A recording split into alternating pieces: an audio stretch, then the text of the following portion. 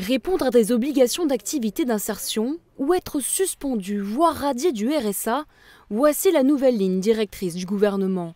L'allocataire doit justifier 15 heures d'activité d'insertion par semaine au minimum, une réforme déjà expérimentée à Trois-Bassins et à Saint-Leu. Contre APEC, on nous coupe tous les avantages qu'on a quand on travaille. On est au RSA, que ce soit les aides de logement et à côté, il vaut mieux rester chez soi, quoi. Je ne dis pas que c'est une bonne chose, mais le gouvernement ne donne rien pour motiver les gens à travailler. Il ne faut pas nous obliger aussi, parce que par contre, il faut qu'on est dans le domaine qu'on souhaite avoir. Il vaut mieux nous pousser vers des domaines qu'on soit intéressé, soit sur notre CV et tout, et que nous pousser vers des domaines qui ne nous intéressent pas. Pourtant, la loi prévoit une nouvelle sanction mise en œuvre d'ici janvier prochain, la suspension remobilisation.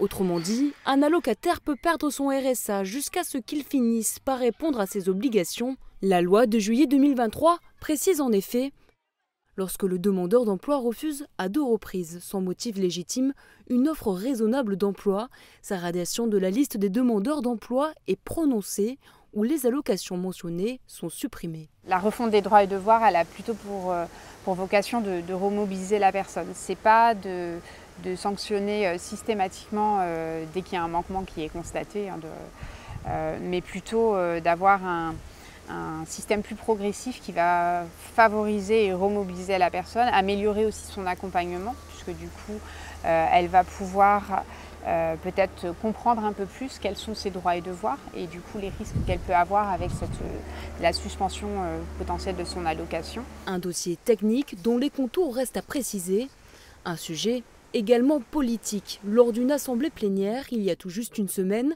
le département émet un avis défavorable contre l'instauration de cette nouvelle sanction. Mais face à la ministre et à notre caméra, son président préfère mettre l'accent sur les 15 heures d'activité imposées aux bénéficiaires. L'expérimentation l'a démontré, 30% des personnes qu'on a accompagnées aujourd'hui sont employées, sont en situation de travail, donc les résultats sont quand même assez positifs. En cas de suspension, l'allocataire pourra toutefois récupérer rétroactivement les sommes perdues s'il se conforme après coup à ses obligations, comme réaliser des démarches administratives, passer son permis, refaire des pièces d'identité, aller déposer un CV ou entrer en formation par exemple.